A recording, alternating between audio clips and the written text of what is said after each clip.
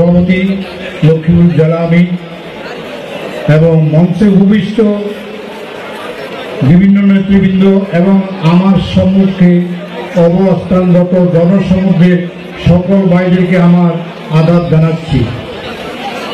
আসলে আজকের যে সম্মেলন, এই সম্মেলন একটি মারাত্মক অর্থ বহন করে এবং আমি বলবো লক্ষ্মীপুর জেলার ভিতরে একটা ব্যতিক্রমভাবে আজকে যে জনসমুদ্র রয়েছে এটা একটা লক্ষ্মীপুর জেলাবাসীর জন্য স্মরণীয় ঘটনা হয়ে থাকবে।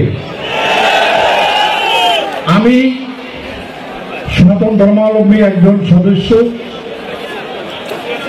প্রত্যেকের ধর্মকে শ্রদ্ধা জানায় এবং প্রত্যেকের কাছে প্রত্যেকের ধর্মে অত্যন্ত মূল্যবান এবং অত্যন্ত একটা অর্থ বহন করে। তেমনি একটি ধর্ম ইসলাম। ইসলাম হলো শান্তির ধর্ম।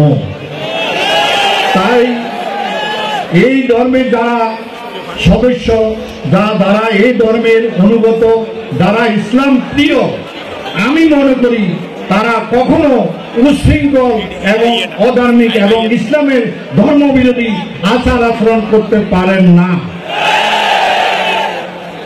কোন ধর্মই শিক্ষা দেয় না যে এক ধর্ম অপর ধর্মকে ঘৃণা করুক, হিংসা করুক, এক ধর্মের লোক আরেক ধর্মকে হিংসা করুক বা তাদেরকে অধঃপতন করুক, তাদের ধন সম্পদ লুট করুক বা তাদের উপর কোন রকম অত্যাচার করুক, এই ধরনের করে ধর্ম শিক্ষা দেয় না। যারা আমরা হযরত মুহাম্মদ সাল্লাল্লাহু আলাইহি ওয়াসাল্লামের বিদায় হজের থেকে শিক্ষা পাই, তিনি স্পষ্ট বলে দিয়েছেন যে কখনো এক ধর্মের লোক অপর ধর্মের উপর কোনো অত্যাচার করবে না, কোনো অভিযোগ করবে না, একজন অপরজনকে সহিষ্ণুতার সহিত স্বীকার করে মেনে নিবে। আমি আমার বক্তব্য দীর্ঘায়িত করছি না।